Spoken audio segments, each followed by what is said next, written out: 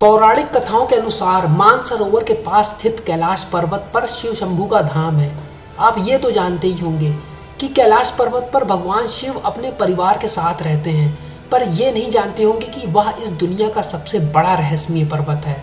जैसा कि माना जाता है कि ये अप्राकृतिक शक्तियों का एक भंडार भी है। तो आइए जाने वो कैसे, और साथ में ये भी बात करेंगे कि कैलाश पर्वत पर आज तक कोई क्यों नहीं चढ़ पाया। कैलाश पर्वत की परिक्रमा करने का क्या महत्व है। कैलाश पर्वत सबसे रहस्यमय, गुप्त और साथ ही में सबसे धार्मिक और पवित्र पर्वत माना जाता है। इस पर्वत की परिक्रमा लोग सदियों से लगाते आ रहे हैं, यहाँ तक कि हजारों सालों से। ये तीर्थ स्थान बहुत ही महत्वपूर्ण स्थल है जो जीवन के सारे चरणों, शुद्धिकरण और पुनर्जन्म का प्रतीक है। बौद्ध और जैन इस पर्वत के चक्कर लगाने को खोरा कहते हैं, वहीं हिंदू इसे परिक्रमा कहते हैं। एक चक्कर लगाना जीवन के एक पहिए को घुमाने के बराबर है, जो जीवन में किए गए सारे पापों को धुल देता है। कैलाश पर्वत की परिक्रमा के बारे में मान्यताएं। 12 बार परिक्रमा कर लेने से ऐसा माना जाता है कि ये पिछले जन्म और इस जन्म के सारे पापों को समाप्त कर देता है। वहीं 108 बार परिक्रमा पूरी कर लेने पर यह इंसान को मोक्ष प्राप्त करा देता है।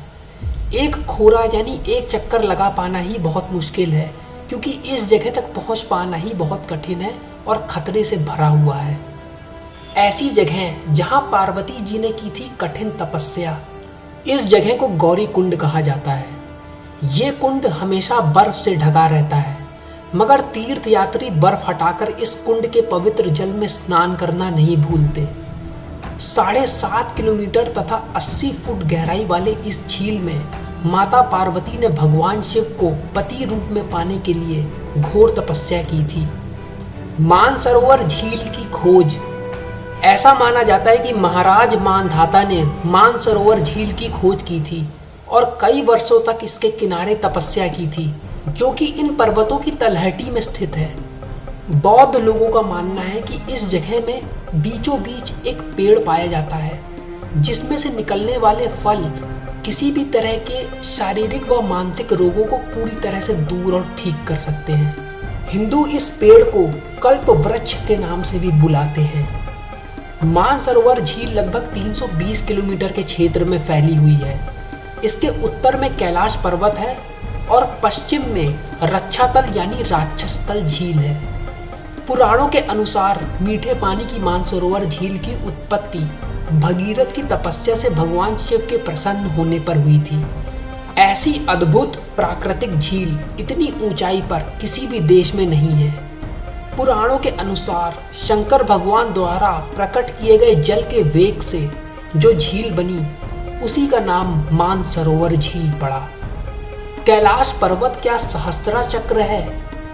एक और मान्यता है जो कैलाश पर्वत के रहस्य को और भी गहरा बना देती है।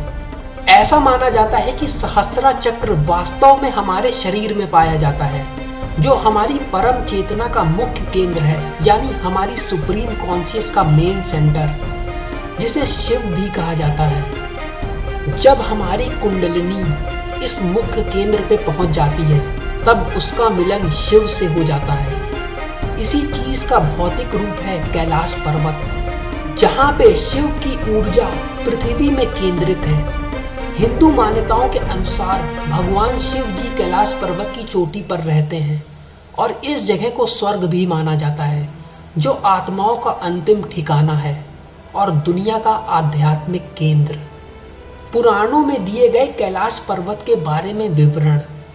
पुराणों में दिए गए विवरणों के अनुसार कैलाश पर्वत के सामने वाले 4 भाग स्फटिक, रूबी, सोना और नीले रंग के पत्थरों से बनाए गए हैं। ये विश्व का स्तंभ है और इस दुनिया का मुख्य केंद्र। कैलाश पर्वत कमल के फूल के प्रतीक 6 पर्वत मालाओं के हृदय में स्थित है। इसमें से 4 नदियां निकली हैं जो दुनिया के 4 क्वार्टर्स यानी तिमाहियों में फैली हैं और इस दुनिया को 4 क्षेत्रों में विभाजित करती हैं। ये बातें कैलाश पर्वत से जुड़े रहस्यों को और भी गहराती चली जाती हैं। यम का द्वार। यम का द्वार टारबोचे नाम की जगह पर पाया जाता है, जहां से डार्चमैन नाम की जगह पर गाड़ी से पहुंचने में लगभग आधे घंटे का समय लगता है। यम द्वार का हिंदी में सीधा साधा अर्थ है मौत के देवता का द्वार। ये जगह कैलाश पर्वत पे परिक्रमा शुरू करने का पहला बिंदु स्थल है।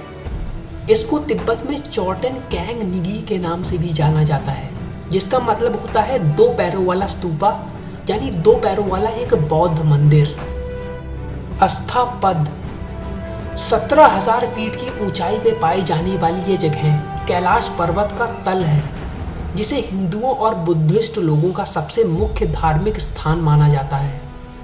इस स्थान को जैन लोगों का भी मुख्य तीर्थ स्थान माना जाता है, क्योंकि 24 जैन तीर्थकारों के सबसे पहले तीर्थकार श्री आदिनाथ भगवान ने इस जगह पर निर्वाण की प्राप्ति की थी।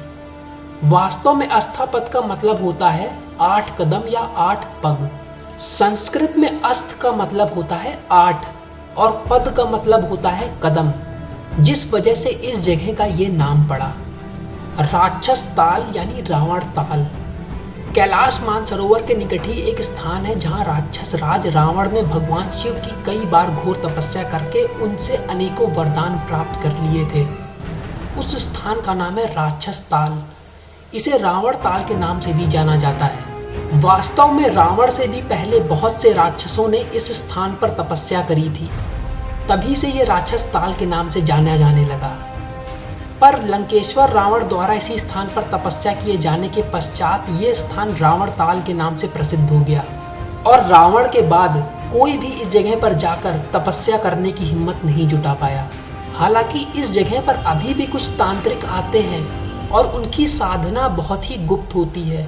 वो किसी भी इंसान से बात नहीं करते हैं, ना ही मतलब रखते हैं। उनकी तपस्या एक रहस्य से कम नहीं है। कहा जाता है कि यहाँ पर आने वाले तांत्रिक उन्हीं साधनाओं को सिद्ध करने आते हैं जिसे कभी रावण ने कर लिया था। अब हम बात करते हैं कैलाश पर्वत पर आज तक कोई क्यों नहीं चढ़ पाया। इस बारे में कई मत हैं और कई विश्वास हैं। दुनिया का सबसे ऊंचा पर्वत माउंट एवरेस्ट, जिसकी ऊंचाई है 29,000 फीट और करीबन 4,000 लोग इस पर आज तक चढ़ चुके हैं। वहीं दूसरी जगह कैलाश पर्वत, जिसकी ऊंचाई 21,767 फीट ही है। इस पर्वत पे कोई आज तक नहीं चढ़ पाया। बहुत से लोगों का मानना है कि इस पहाड़ पर भगवान शिव जी ध्यान की मुद्रा में बैठे रहते हैं और यही वजह है कि वहाँ तक कोई पहुँच नहीं पाया। पर क्या ये सच है? सन 1926 में ह्यूज रटलेज एक सरकारी कर्मचारी और पर्वतारोही कर्नल आरसी विल्सन के साथ इस महान कैलाश पर्वत पर चढ़ने की इन दोनों ने योजना बनाई। रटलेज ने कैलाश पर्वत के उत्तरी हिस्से को 6,000 फीट ऊंचा बताया। उनका कहना था कि उस जगह से चढ़ा नहीं जा सकता। वहीं कर्नल विल्सन ने बताया कि जैसे ही उन्होंने चढ़ाई चढ़ना शुरू की, वैसे ही तेज बर्फबारी चालू हो गई, जिस वजह से आगे बढ़ना नामुमकिन हो गया। एक और पर्वतारोही जो एक रशियन थे, उनका नाम सर्जी सियास्टिकोव था। उन्होंने बताया कि जब वो कैलाश पर्वत के नीचे पहुंचे चढ़ाई चढ़ने के लिए, तब उनके दिल की धड़कनें तेज हो गईं। उन्हें ऐसा एहसास हुआ कि वो इस महान धार्मिक पर्वत पर चढ़ाई करने जा रहे हैं, पर ऐसा कर पाना उनके लिए संभव नहीं लग रहा। वो अचानक से दुर्बलता महसूस करने लगे और उनके मन में ऐसे विचार आने लगे जिनसे उन्हें लगा कि उनको इस पर्वत पर चढ़ने के फैसले को बदल देना चाहिए। और जैसे ही उन्होंने अपने इस फैसले को बदला, उन्होंने अपने आप को किसी चीज़ से मुक्त या रिहा होते हुए महसूस किया। इतिहास बताता है कि कैलाश पर्वत पर चढ़ने के और इस पर्वत को जीतने के कई प्रयास किए गए, पर इस योजना में कोई भी सफल नहीं हो सका।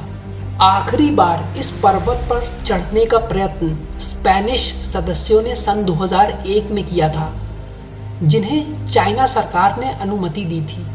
पर ऐसा करने से कैलाश पर्वत के प्रति आस्था रखने वालों का इस फैसले के प्रति आक्रोश भड़क उठा, जो इस पर्वत को एक धार्मिक और सिद्ध पर्वत मानते हैं, जिनमें हिंदू, बौद्ध और जैन धर्म के लोग भी शामिल हैं। इसी घटना के बाद से सरकार ने इस पर्वत पर चढ़ाई करने के प्रयासों पर हमेशा के लिए बैन लगा दिया।